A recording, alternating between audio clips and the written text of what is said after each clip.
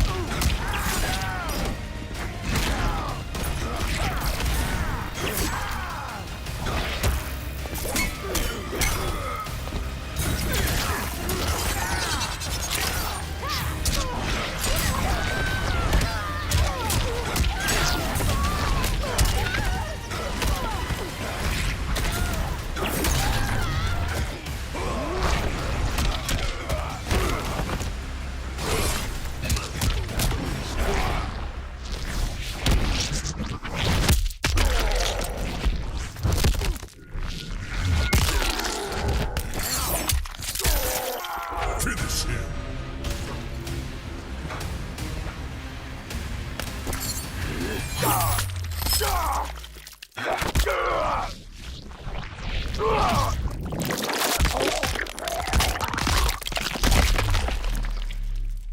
Fatality. Noob Saibot wins.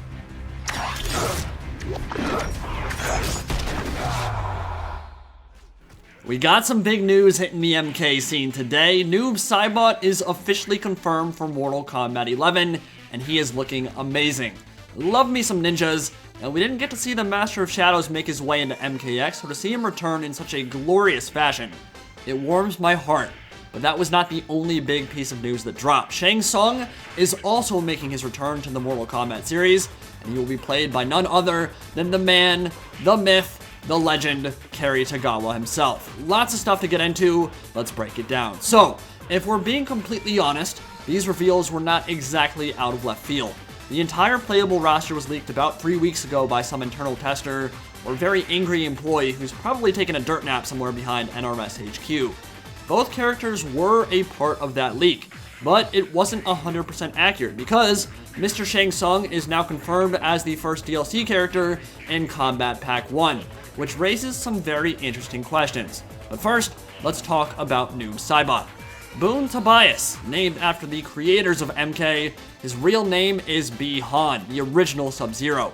He was killed by Scorpion because Quan Chi deceived him into thinking that Lin Kuei had murdered his family, and was resurrected in the Netherrealm as a wraith in Quan Chi's service. In MK9, the last time he was playable, he was a very zoning-heavy character focused on map control and frame traps, and a big part of that came from his two most iconic tools, his Shadow Clone and his Portals, both of which are returning in MK11 and look absolutely gorgeous. And in my opinion, Noob is one of those characters that has an incredibly unique aesthetic and playstyle, and is one of the most interesting characters in the entire setting from a gameplay point of view. So if you are feeling Noob Saibot after this trailer, there are a couple things that really make him stand out from the rest of the crowd. He has a really heavy emphasis on frame traps and reset combos for days, and that was something that really characterized him in MK9.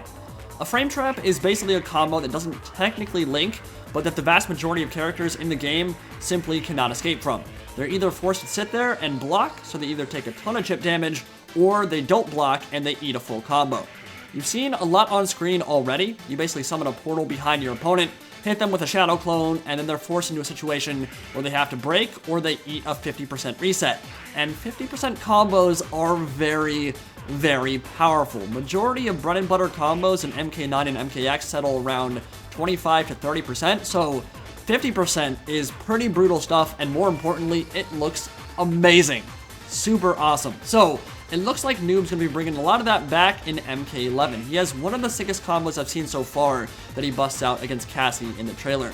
Now, of course, one of the more interesting dynamics from a story perspective is that Noob is the brother of Kuai Liang, who I guess we could call the new Sub-Zero, but really he's been the one and only sub for a very, very long time now.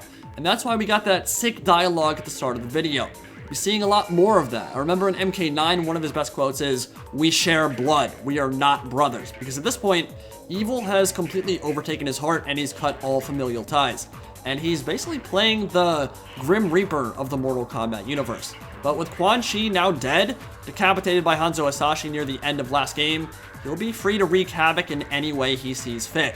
And I see him more as a wild card in the story that won't necessarily be a complete jobber, which is one of my main criticisms of the story mode in these games. It feels like most of the time the bad guys are forced to lose to people that they have no business losing to, like Kotal getting stomped by Kung Jin in MKX, or God forbid getting stomped by Jackie in his own damn trailer and fatality by the end of it.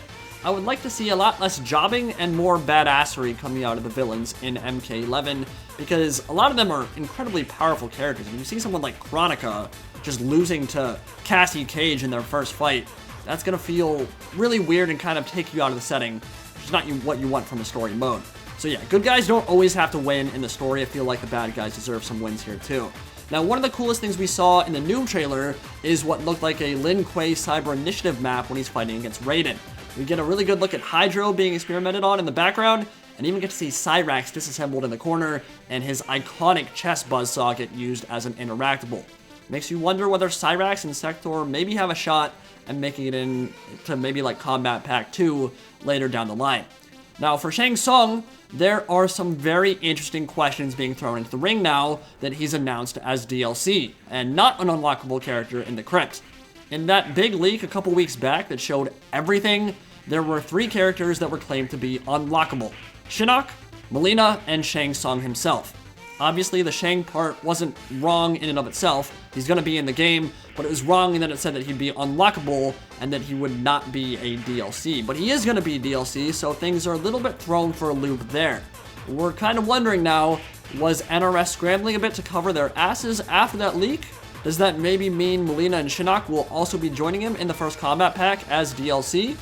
We already know that there are going to be unlockable characters in MK11. That was confirmed by Ed Boon himself.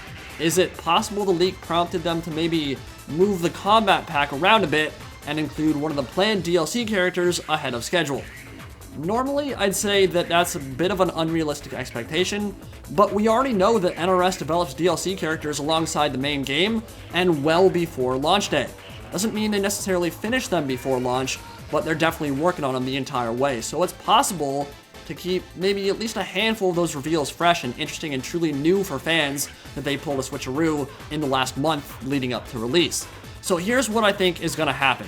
I do think Mileena and Shinnok are going to remain the unlockable characters, and then depending on whether there's one remaining slot when it's all said and done, I think Rain honestly has a pretty good shot at making the final roster for launch day. His artwork is literally in the main menus of one of the game modes in MK11. Doesn't mean he's 100% in, but I'd say of all the characters potentially on the fence one way or the other, he's got the most going for him. He is heavily requested. He was actually the second most desired character, not in MKX in Ed Boon's Twitter poll, right after Noob Saibot, and his beautiful Slaneshi body is all up there in the main menu, so I think that at least lends some credence to the fact that he might be playable. Where does that leave us for DLC though? Shang Tsung is first, but after that, there's obviously no real way to know at this point. Spawn as a guest character is feeling very possible right now, and I'd personally like to see any combination of Serena, Fujin, Smoke, Raiko, Havoc, and Kintaro.